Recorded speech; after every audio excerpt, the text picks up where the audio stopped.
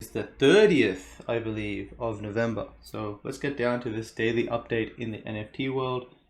It's a Monday, I believe. Let's get into it. So over the weekend, there was a bit of a discussion, a bit of a heated issue with Rarible. In fact, there's plenty of all kinds of problems that Rarible has as a platform. I have nothing against Rarible as a platform.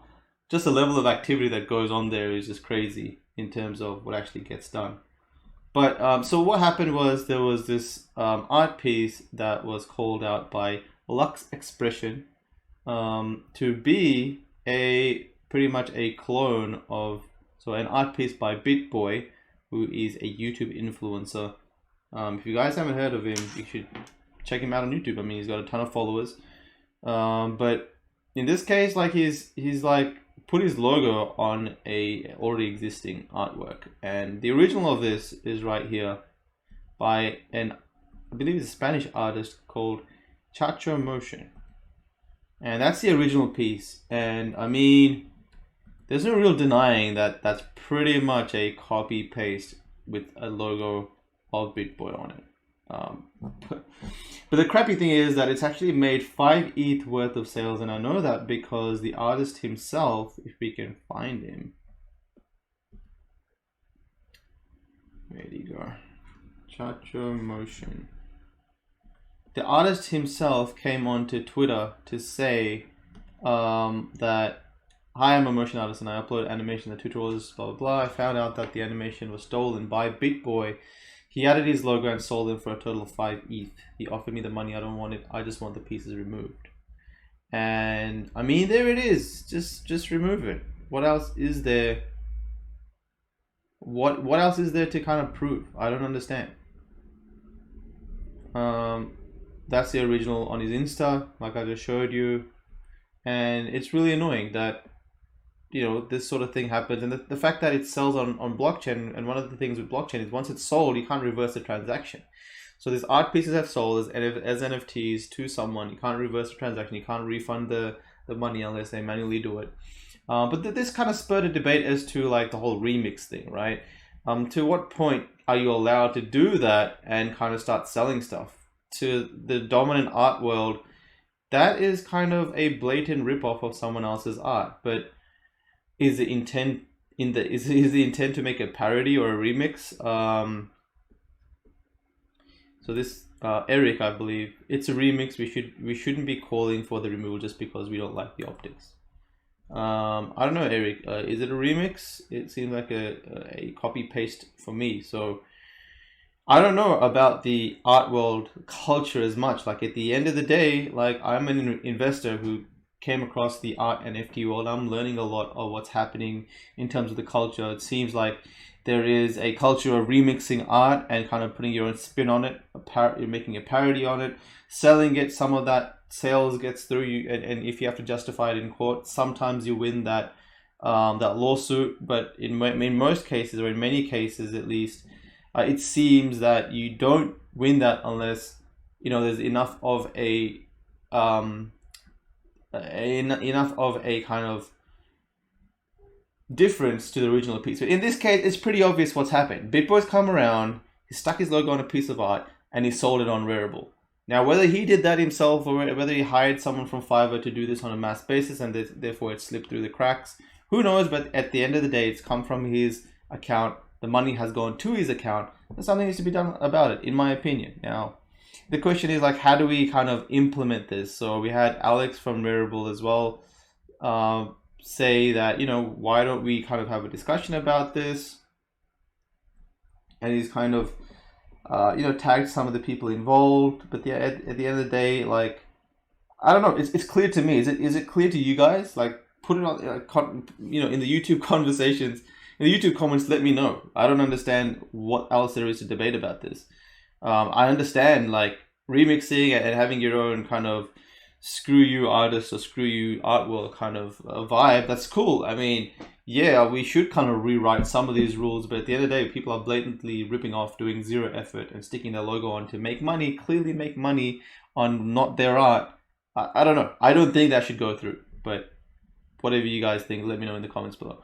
So that was Rarible. Again, I have nothing against the Rarible platform. I kind of like their aggressiveness. I just feel like they act more quicker or swiftly when these kind of issues arise. But I understand it's a fledgling kind of startup. But like when issues come up like this, you want to act, right? Like you want to do something about it. These are kind of times where you're tested. Do you protect your artists or people like with influence like BitBoy? Anyway, let's move on. Also, Aragon Court is another kind of solution where Aragon Court is like this thing where you can be a judge, a human judge, and you can kind of vote on the issue, and kind of like, you know, be like a kind of decentralized court system. So that's an issue. That's a way that it can be solved. Also, implementing Rarible governance. I mean, like this is the reason why it exists, right? Just put up a vote, put a 24-hour period, pause the sales of it during that period. As the vote passes, leave it there or not. But at the end of the day, like, I don't know. What do you guys think? We had a Sorare piece sell for 116 ETH, 65,000 USD. Now, Sorare is a fantasy soccer platform, and they're doing these reverse Dutch auctions. Last time I checked, that was the case. Is it the case now? Let me check. But this card sold for 65,000 USD, which to me is pretty crazy because it's like Bitcoin's peaking right now, and I would have thought the NFT world would have slowed down, but hey, it looks like it's kind of selling, right? Did this sell on this primary market? I don't really know how to check, but let's kind of go to the nope. So we go to, do I have to log in? Let's go to play. Oh, no, I don't want to log in. I don't want to. Should we just do it? Oh, screw it. No, I don't want to log in. All right. Yeah, last time I checked, it was a reverse Dutch auction. I don't know how to check that unless I log in, which I don't want to do because I don't want to make a profile. Anyway, one thing about Sorare is that they've been topping the charts for a while now on OpenSea, in the sense of, in the rankings at least, I have seen them in the top 5. I mean, top 3, 635 ETH, 7-day volume. It's been pretty consistent over a while now, maybe like 3-6 months. So all up 13,000 ETH in total volume, which is quite a lot. I mean, if you rank this by total volume, in all time, they're in the top 10, even above crypto voxels. So it's a ton of money. That is a lot of money for a fantasy sports game. There's never been something like that before. Now, I'm not part of the Sorare community, so I can't really speak on their behalf as to how good the project is or what the pros and cons are. But if anyone wants to give some feedback, they can. Now, this is, I thought is really interesting. So Pixel Chain is something that was born about a year ago. And basically the difference between this as a minting and art minting platform is that it exists entirely on chain. And what that means is that all the other projects that you see, so kind of like Sorare, etc., they kind of point out to a server that hosts the image file, and that NFT token, it links out to that server that hosts that image file. And at the end of the day, if that server goes down, that image, the NFT points to nothing. Technically, you own an NFT that has no image on it, so it kind of is meaningless, right? So having art or anything 100% on chain means that it lives on blockchain forever. So as long as blockchain exists, which people are predicting will be forever, we'll have to see what happens there. But people are predicting it's going to be for a very long time. If not forever. That doesn't need to point to anyone's server. It's kind of exists on the blockchain. So it's kind of like it's real art that exists on the blockchain forever. And that's really cool about this. And this is why, I mean, they do have to edit things based on the limitations and like the art that can be made before. I think before it was a 24 by 24 24 by 24 pixel thing. But now it seems like there's a lot, 32 different colors. I mean, you can make some pretty good art that way. And to think that it could all be stored on chain is pretty interesting. And I like it. I like this sort of tech advancements. It shows, it kind of shows what else can be done with this space. Man, here we go. So Alex, maybe we should go back here as well. Let me see. All right, here we go. For some reason, I was just messing around with my Twitter tab. So Duncan, one of the founders of Nifty Gateway, along with Griffin Cockfoster, mentioned that Nifty Gateway, the platform that drops art pretty much twice or maybe 3 times a week now. They do these drops, and basically every, I think, Thursday, traditionally it was only every Thursday, they would do this drop where they would kind of have popular artists drop X amount of art pieces, and people would kind of rush to them and pick that art up. So they show that in November they've done $1 million worth of sales, which is nuts, considering the total amount of sales is $3.5 million. And Duncan mentioned that they started in March 2020, which did 30,000 USD of volume that month. So 8 months later, they've hit $1 million. Can't wait for $10 million in a single month. Neither can I. And I think, geez, when you start hitting numbers like that, whew, it's going to be crazy in a single month. There's going to be, yeah, I don't know what that's even going to look like from an artist to collector standpoint. But hey, if we can do $1 million in a month, I don't see why we can't hit $10 to $100 million in a single month in time. Is the collector or crypto, like the buyer base, has to also increase pretty much 100x from what it is now. So a lot to do there in that front. This NFT art market still has to prove itself. It's done really well, but beyond the initial collectors and the initial kind of vibe, I really hope the next wave will take it a lot further. We went through Sorare, we went through Pixel Chain, Alex Saunders. So if you don't know who Alex is, he kind of runs Nuggets News, and Nuggets News is a pretty big platform on YouTube. I think it's like 100,000 subscribers. Alex is on a ton of podcasts about financial markets, and he does a lot of content. Like he's made a ton of content. Very hard to keep up with him, but he's really good with what he does, and he's making a Nuggets News headquarters in DCL. So he's kind of posted some of the mood board pics. Kind of looks like this Nintendo sign. Again, these are just kind of mood board pics as to what it looks like. But the interesting thing about this and why I brought this up is because of this, right? So for a private event, special NFT tickets will beam you to a special location where the building recognizes your digital ticket ownership. So people ask, why NFTs? What is it, just an image? No, it's actually a token that lives in your wallet that can signal you own something, or you're identified as someone that can go through a certain area because, you know, that thing picks up that NFT as a pass. So in instances like this where it's a ticket, you can hold a special event, say that in the top section of the headquarters, we're going to host a proper event, and whoever's got the NFT, the special NFT, which could be like a membership NFT. So maybe Alex can airdrop or sell like a special membership upgrade NFT token, where he's going to have like special meetups in DCL. And the way you get there is you own that NFT token, and if you can walk through that, you go to the teleporter picks up whether or not, or the elevator, whatever it is, it picks up whether you own the NFT token or not, and then it takes you to that destination. Therefore, you can have a very private conversation in a public world.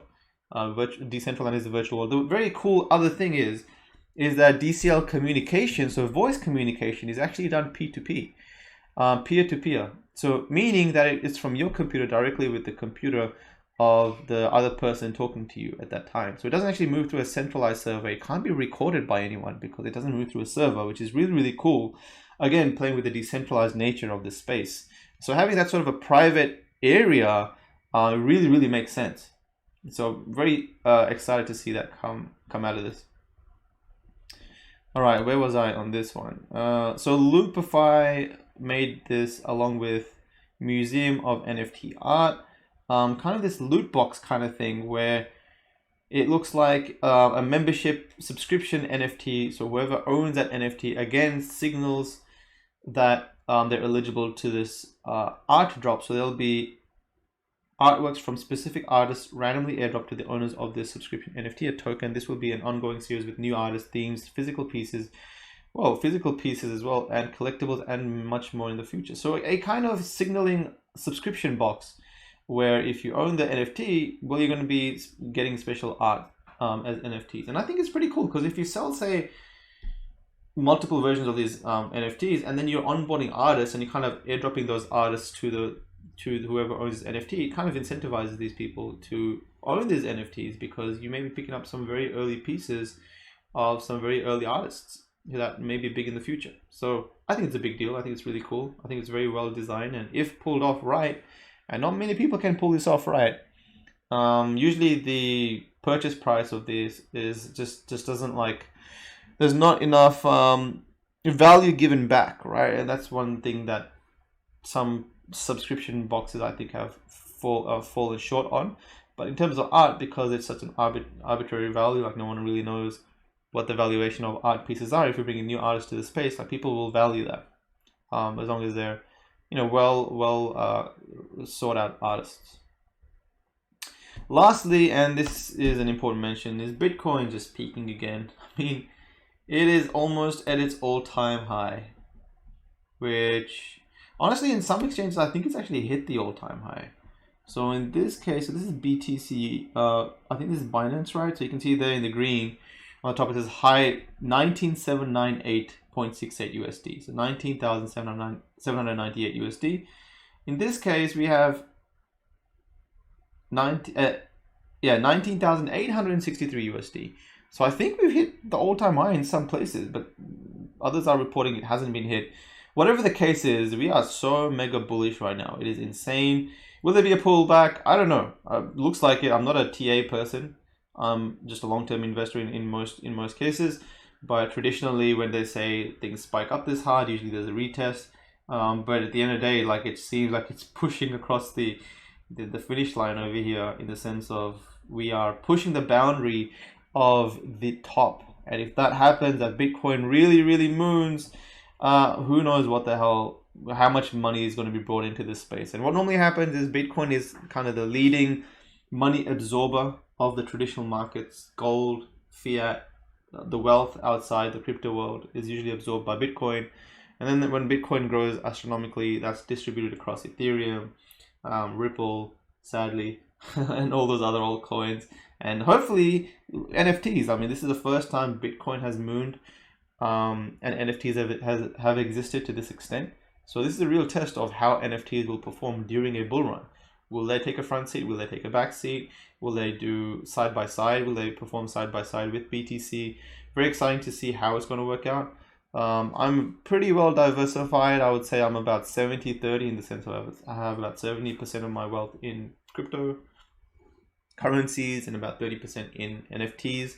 So it is mostly experimental for me, although I have been obsessed with it. I'm not a maxi at any angle. I just have a part of my portfolio. So let's see how we go, guys.